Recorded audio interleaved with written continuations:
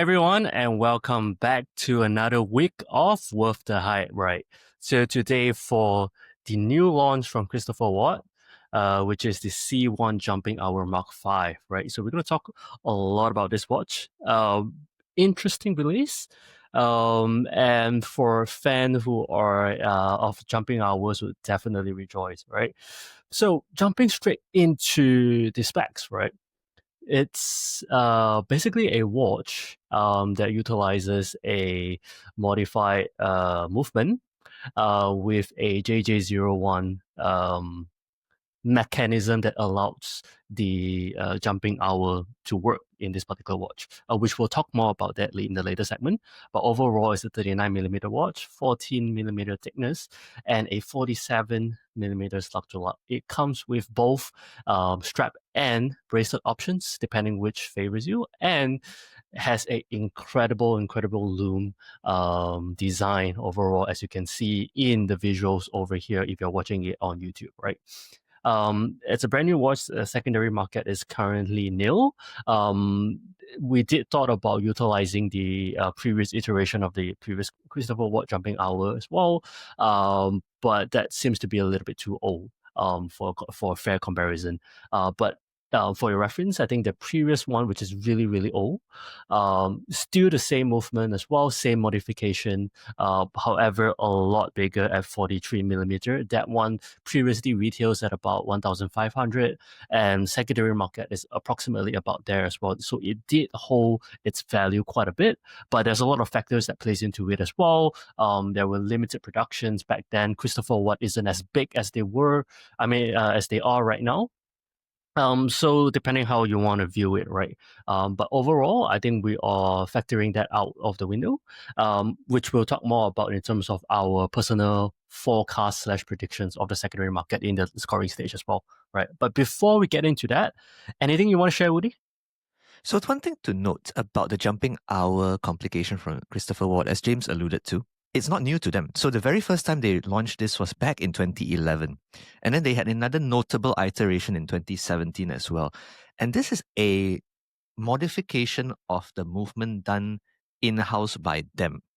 And this has been sitting in sort of like their storage for a while, and they've have been waiting to find a way to reintroduce it since its last in-house Christopher Watt branded watch in 2017. So this marks like a return of this particular movement. It, unlike other brands, this they can technically state is really their own. So it's something worth going into later. The prices of the previous one, as James mentioned, that's the retail back then. Very hard to find because they were so obscure. And I think if you rewind the clock 5-6 years, no one was really buying and no one's really trading it much anyway. So it could be a case of supply and demand. But we'll go more into the details of when we score this. It's a very interesting timepiece, one I did not see coming. Back to you, James. Fair enough.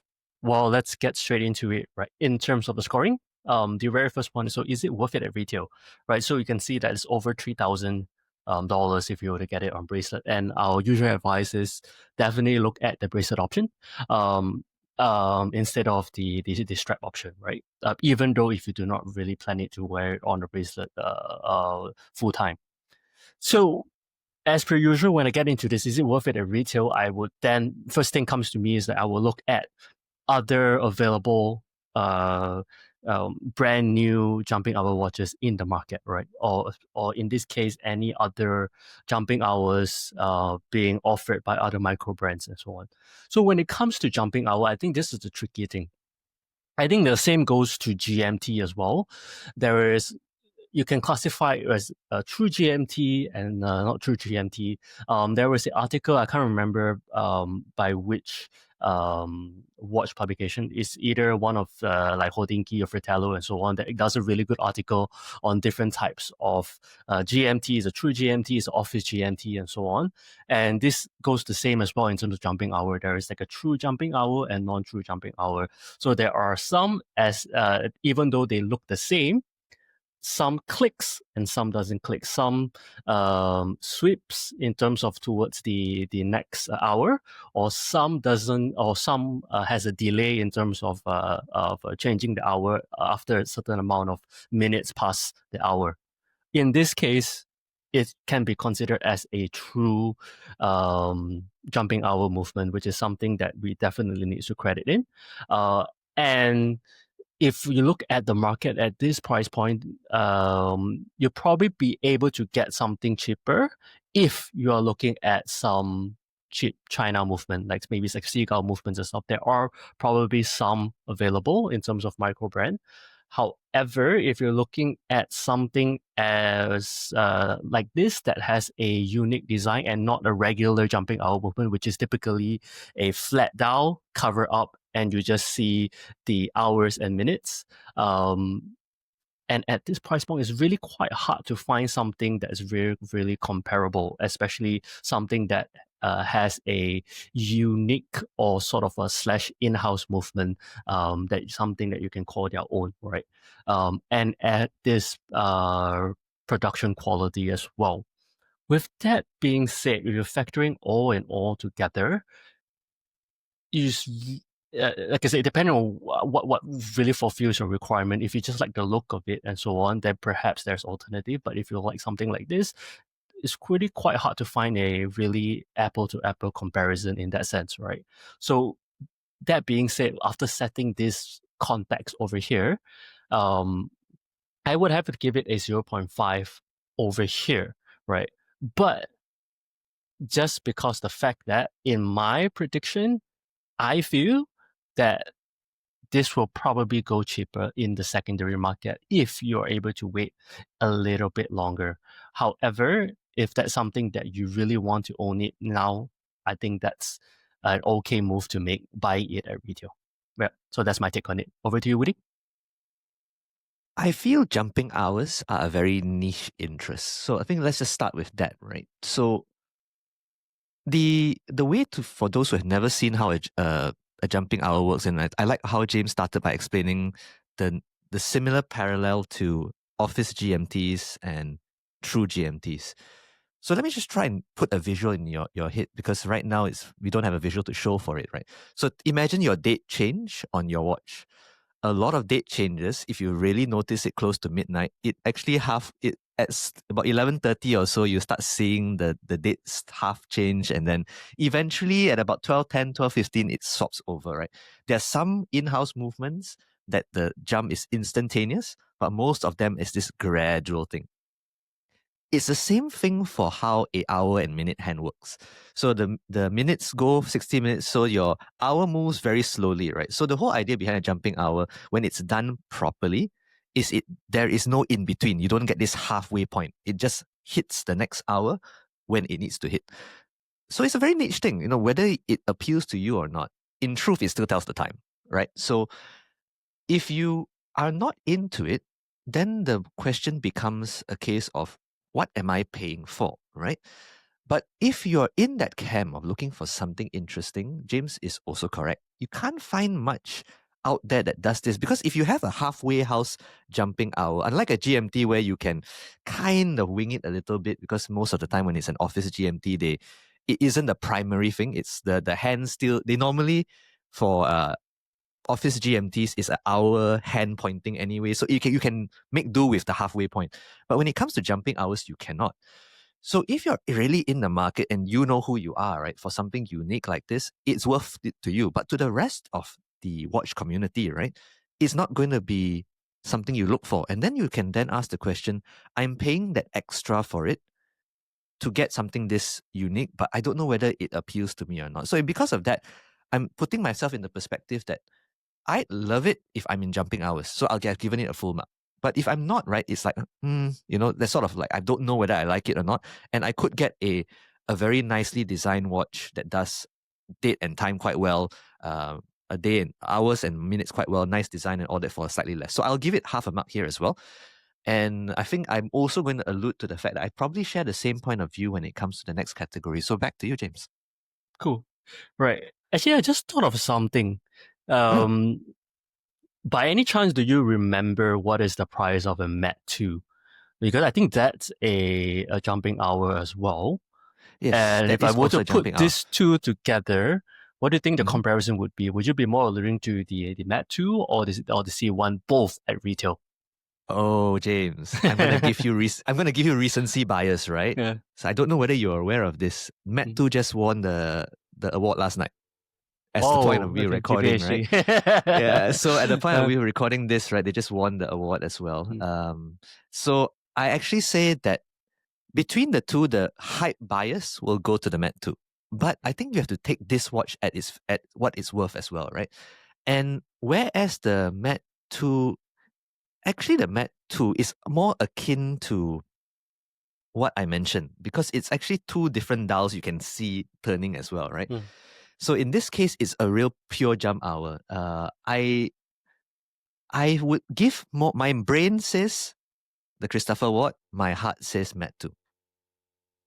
Yeah. Fair enough. Fair enough. All right, but yeah. Anyways, I think the second point would be very much more relevant if we were to do a comparison of Met 2 because you can no longer buy the Met 2 on retail, right? So Correct. on the secondary market, my prediction is if we look at more recent price and so on in terms of the Belcanto, even more recent local and so on, you would see somewhat of a typical trend where, especially if you're looking at just the production variant, they're not looking at the limited edition colorway and so on, it typically trends downward. It doesn't totally trash the price.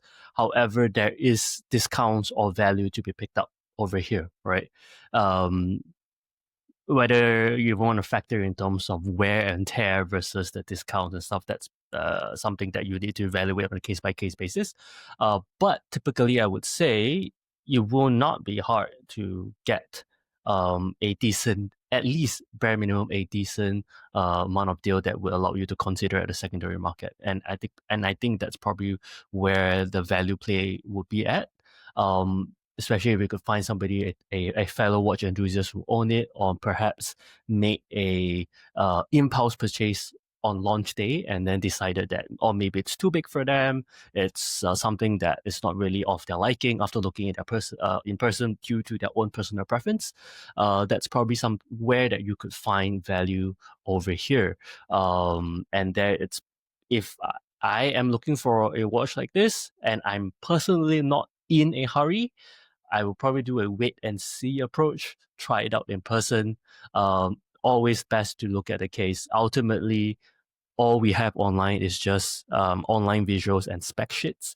And I would personally be in the camp of having the opportunity to view it in person and perhaps buy it on secondhand and make my decision from there. So I'm going to give it a full one over here for me. And over to you, Woody. So I think from a niche perspective, so I preface this with the previous criteria already, right? Because it's such a niche interest, there are two things that don't really go for this watch. One, you already have a much smaller base of interest. And secondly, also alluded to by James already, is the fact that it's a full retail production watch, right? Even if it's scarce initially, it will eventually come. And if you follow the track record of Christopher Watt when it's released a lot of interesting watches as of the past year or so, you will get more varieties after anyway. So there's a sense of dilution that comes with it. So as a result of that, my thought is there are very few brands that have been able for now to make that jump where the watch trades after its first owner and keeps very close to where the price was as well. So I actually anticipate, because it's such a small subset and you can still get it retail, so it's a supply and demand thing, right? Supply is still going to be there from the retailer and whatnot.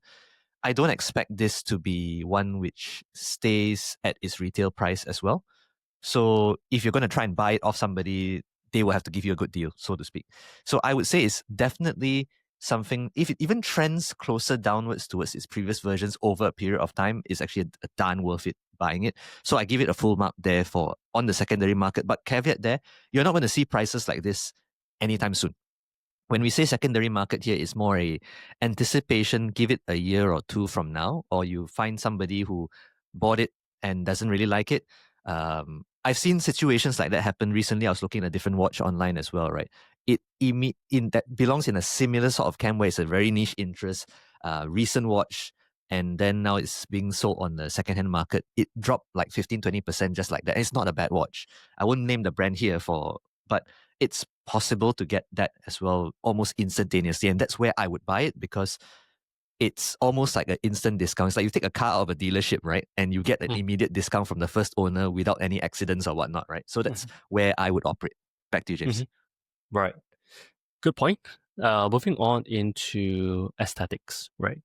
So this particular criteria is actually where I have the most trouble scoring, because I'm back and forth between two different numbers for the longest time, right?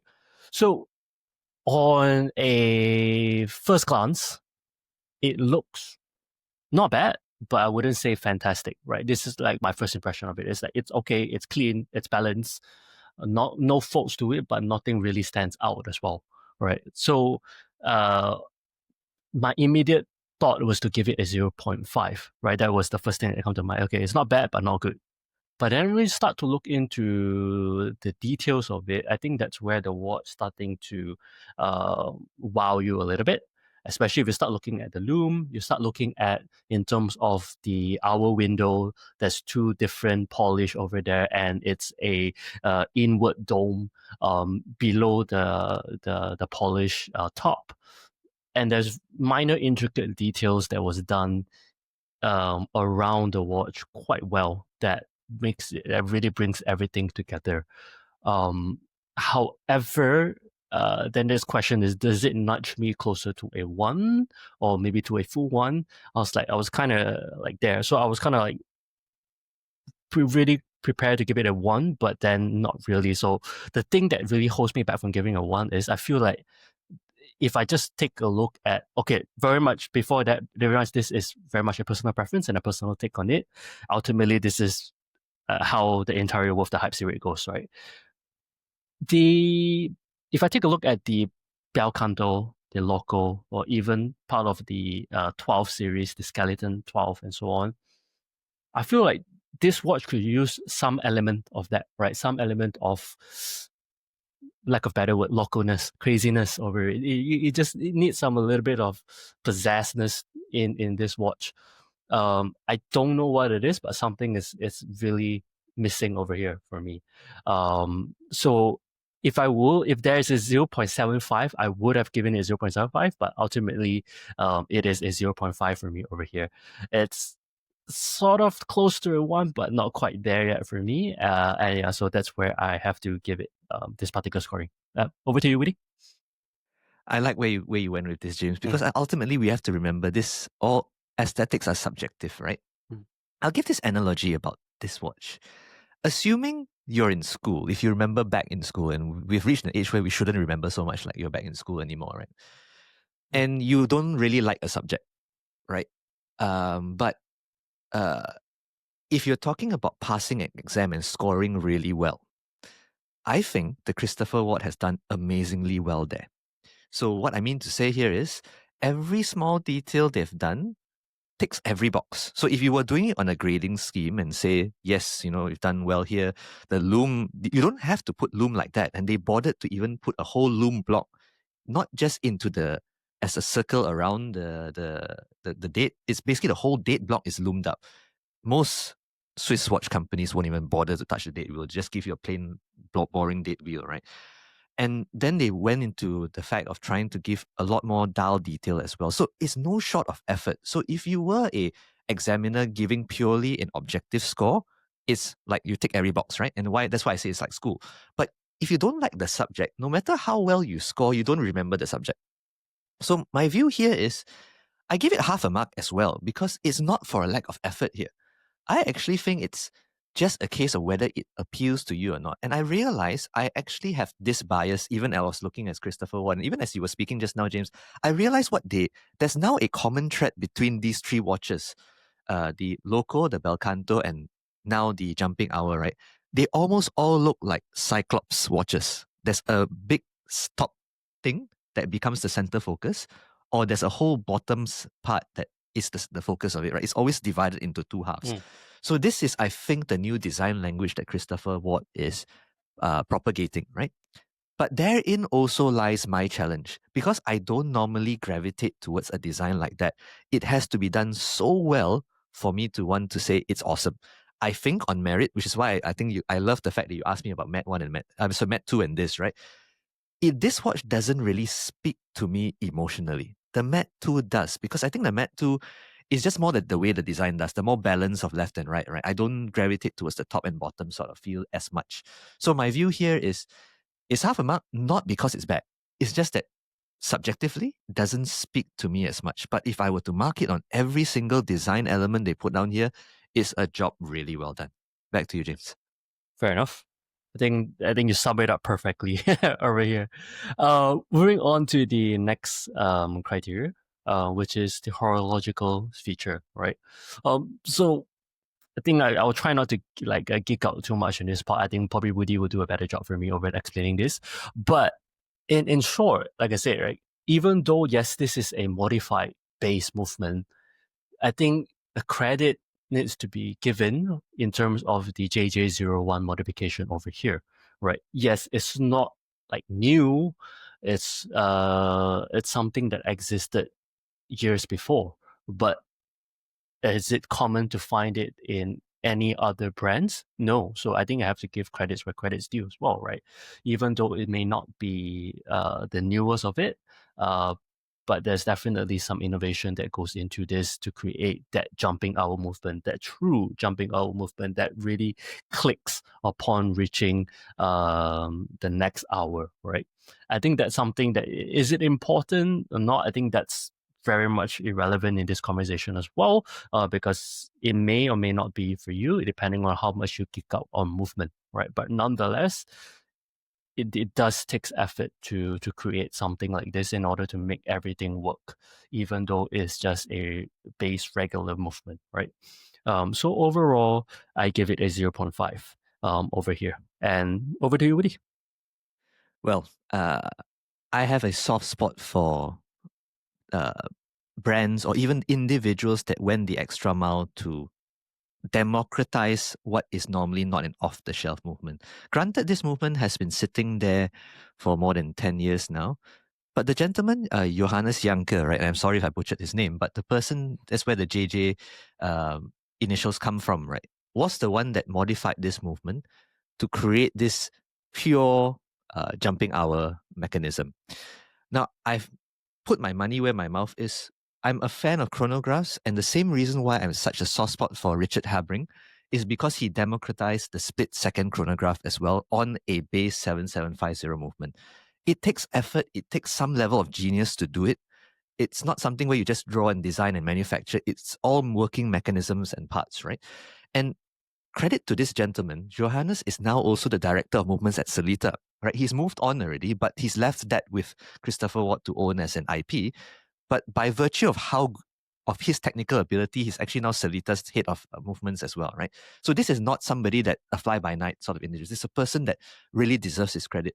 And it's not every day you see people modifying this. Again, a niche interest, right? But somebody bothers to do this. If you name all the big brands now that people are buying for watches, right? Very few such innovations exist already. And so because I have a soft spot for that, and I've even bought a Habring myself because I love chronographs and I love the fact that innovations there. Just the jumping hours don't speak to me as much. But in that sense, we need to see more of this. And I'm glad that Christopher Watt took its time to bring this back out again. I'm giving it a biased 1 for this, full marks for this.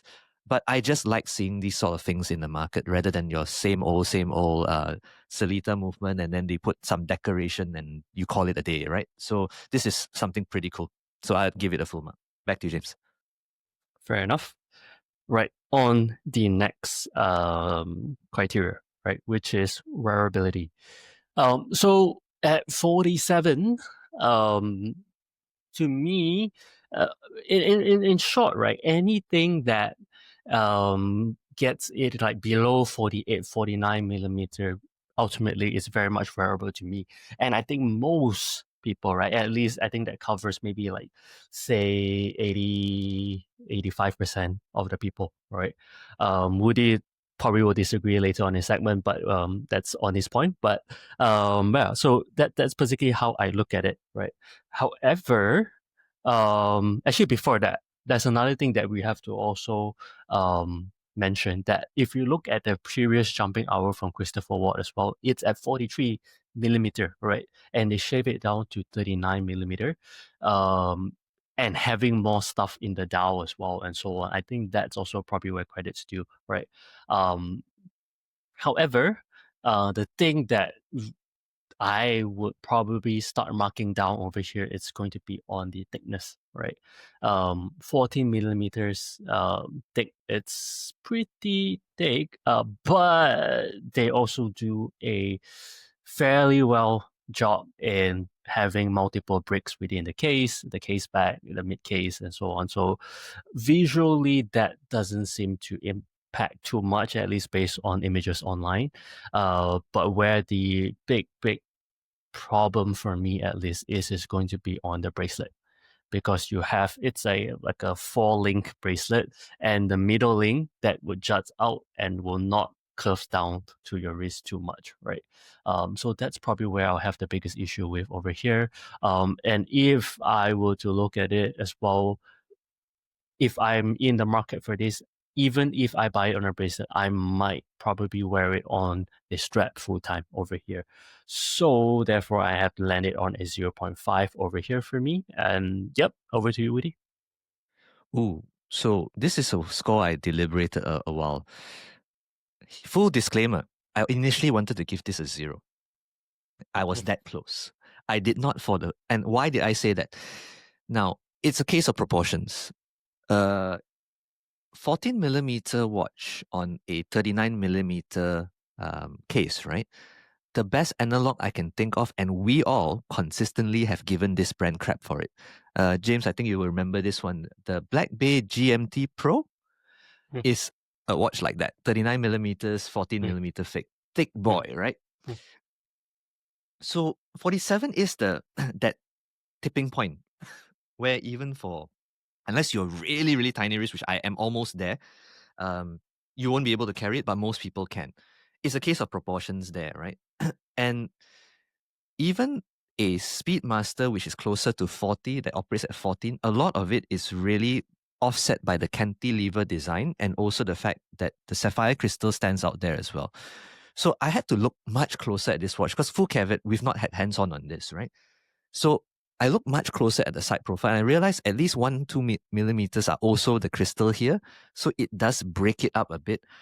But I also know from experience, having being an owner of a 38 millimeter El Primero watch, and also watches that are slightly thicker, you tend to have this top heavy because of the lack of proportionality. So, all things considered, it will wear fairly okay for most people. It won't wear as well, even though the numbers say so. James is correct, especially on the bracelet. It won't wear well for the tiny wrist strap. I don't recommend it. You probably have to wear on the strap. But you will want to go and have a look at it and see whether it's uh, a bit too imbalanced on your wrist, and it's whether it's a bit too thick and too stubby on the wrist as well, right? Because of that thickness, the if the crystal offset makes up for it, you're gonna be fine. They've done enough on the side profile to try and minimize this, but it's gonna be something where if you try it on your wrist, you will know whether it's for you or not. It's on that borderline. So because on the spirit of the borderline, I also gave it 0.5. But as I mentioned, my intuition tells me for the tiny wrist strap, I won't actually recommend it. But for most people, it shouldn't be as big as an issue. But I'm also reflecting that we know of watches like this that are chunky of the same numbers, but they didn't do as much effort to break it down. It's going to be up to your own discretion, but I do recommend trying it, and then you will know for yourself. So that's what I'll leave it at half a mark. Back to you, James. Great. I think that's a great way to end it. So let's sum up the score, right? So it'll be a 3 from me and a 3.5 from Woody. That brings it into a total of 6.5, right? Overall, I would say that if you are in a market for a jumping hour and a true jumping hour, I think this is a really, really good option, right? Or if you're looking for something a little bit different for your collection, I think that's something that you could potentially consider too. Overall, I think for me at least, I think it's a good release. I will probably pick other watches available in the Christopher Watt collection, just for my own personal preference. But yeah, I think this is like Woody mentioned. I think absolutely right. It's for a very niche market, and you may be one of them. And if you are, good for you. You'll probably be really really excited for this particular release. Anything to add in, Woody? I just like where Christopher Watt is going with this. It's not going to be all hit after hit after hit, right? Even the best artists don't do that. So I'm glad to see this come out. I'm just hoping against all hope that this brand continues on its ascent and its upclimb, because this is what we want to see as watch enthusiasts in the market anyway. And yes, I think absolutely right. Right. What we, even though it's not for us, we want brands to create more niche product and so on, because um, it may be a niche that Woody and I would actually be looking for. And instead of just having a regular watch, different dial colors, different dial guilloche and stuff, I think we are quite done with it, especially in season watch collectors. We want something special and something. And if I were to classify it in terms of the C1 jumping hour, is that special or not? Is like, I would say probably yes. But whether that special speaks to you, I think that's a separate question. But yeah, um, I think that's a great way to end the episode, and I will see you in the next one. Thanks for watching. Bye. Right. Okay.